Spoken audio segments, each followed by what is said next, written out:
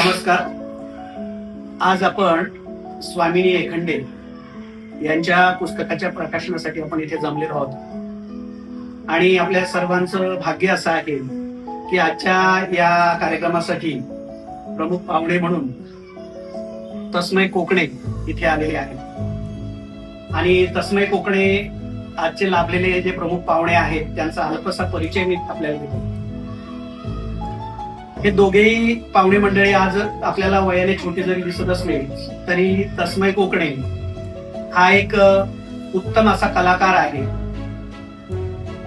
विविध नाट्यछटा त्याने सादर केलेल्या आहेत, सिरियल मध्ये सुद्धा काम केलेलं आहे आणि असा हरवुंडली कलाकार त्याच्या हस्ते स्वामिनीचं पुस्तक प्रकाशित होतंय. कारण स्वामिनी सुद्धा एक कलाकार आहे. या वयामध्ये आपलं पुस्तक येणं, आपण लेखक म्हणून उदयाला येणं ही फार मोठी बाब आहे आणि आज हा एक विक्रम होईल असं म्हणता येईल.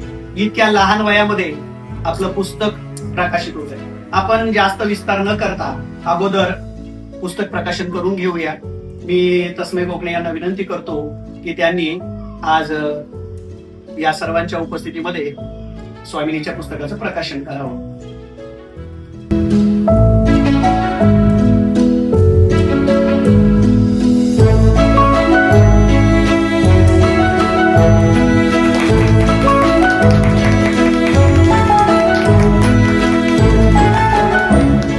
या पुस्तकाचं नाव आहे आणि स्वामिनीच्या छान छान कविता आणि 5 निबंध म्हणजे 7 कविता आणि 5 निबंध या पुस्तकामध्ये आहे. अतिशय सुंदर अशा बालवयामध्ये तिने केलेल्या त्या कविता आणि तिच्या त्या बालविश्वामध्ये भावविश्वामध्ये तिने केलेले जे निबंध आहेत ते इथे वेदांत प्रकाशनच्या मार्फत हे पुस्तक प्रकाशित झालेलं आहे. मी आजचे जे पाहुणे आहेत त्यांनी स्वामीला भावी आयुष्यासाठी शुभेच्छा द्याव्यात यासाठी त्यांना 2 शब्द बोलावे अशी मी त्यांना विनंती करतो. प्रमुख अतिथी तस्मय कोकणे. तर स्वामिनी एखंडे यांचं हे पुस्तक, त्यांचा आज प्रकाशन सोहळा. हे या पुस्तकामध्ये त्यांनी जीवनात जे पण काही कविता लिहिल्या आहेत किंवा निबंध लिहिले त्यांच्याबद्दल हे सर्व पुस्तक आहे. आज प्रकाशन सोहळा म्हणून मी इथे उपस्थित स्वामिनी धनंजय एखंडे यांना शुभेच्छा देते. अतिशय सुंदर शब्दामध्ये, कमी शब्दात, परंतु भावी आयुष्यासाठी स्वामिनीला तस्मय कोकणे यांनी शुभेच्छा दिलेल्या आहेत. आणि मी आता आजची जी खऱ्या अर्थानं सत्कार मूर्ती म्हणूया की ज्यांचं पुस्तक प्रकाशित होत आहे आणि आपण सर्वांनी अगोदर तिचं छान स्वागत केलेलंच आहे. तर मी स्वामिनीला आज तिचं पुस्तक प्रकाशित होत आहे तर तिला काय वाटतंय ते 2 शब्द तिने सांगावेत आणि मग आपण समारोप करूया. स्वामिनी एखंडे. मला खूप छान वाटतंय. माझं पहिलं पुस्तक प्रकाशित झालंय आणि ते पण वेदांत प्रकाशन मधून आणि मला आनंद होतोय की हे पुस्तक माझं बघून. आणि अजून या पुस्तकात माझं पहिलंच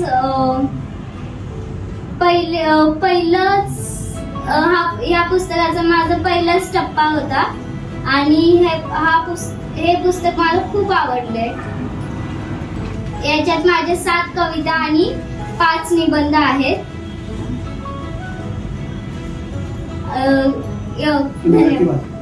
ते तुम्ही नक्की वाचा.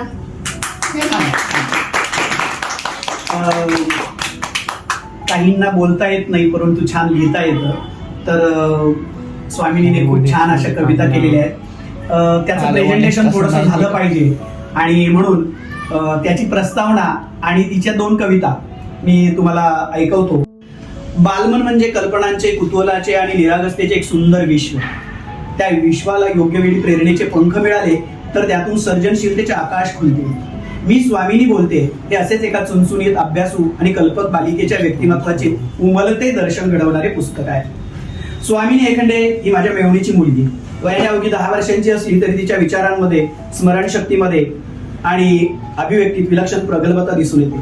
अगदी लहानपणापासूनच तिला शब्दांशी मैत्री करण्याची आवड निर्माण झाली. याचे बरेचसे श्रेय तिची आई वंदना आणि वडील धनंजय यांनाही जाते.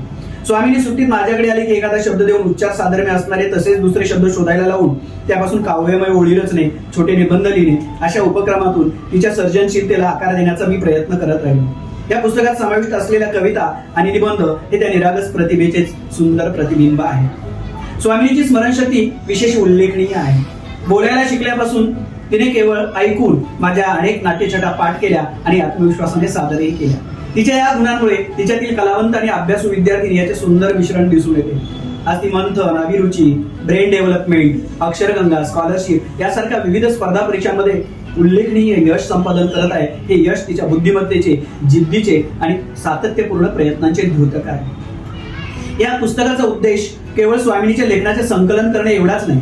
बालवयातील प्रत्येक छोट्या प्रयत्नाचे कौतुक झाले, प्रत्येक कल्पनेला प्रोत्साहन मिळाले तर मुलांमध्ये वाचनाची गोडी निर्माण होते, विचारशक्ती विकसित होते आणि आत्मविश्वास वाढतो. हा संदेश या पुस्तकामागे दडलेला आहे. आजच्या डिजिटल युगात मुलांना पुस्तकांकडे, लेखनाकडे आणि सर्जनशील अभिव्यक्तीकडे वळविण्याचा एक छोटासा प्रयत्न आहे. स्वामिनीच्या पहिल्याच पुस्तकातील कविता व निबंध वाचताना तिच्या हलक्या फुलक्या निरागस भावना, बालसुलभ निरीक्षणे आणि कल्पनाशक्तीचा सुंदर आविष्कार अनुभवायला मिळतो. तिच्या या प्रयत्नातून इतर मुलांना लिहिण्याची, वाचण्याची आणि स्वतःचे विचार व्यक्त करण्याची प्रेरणा मिळो हीच अपेक्षा. स्वामिनीच्या उज्ज्वल भविष्यासाठी मनपूर्वक शुभेच्छा.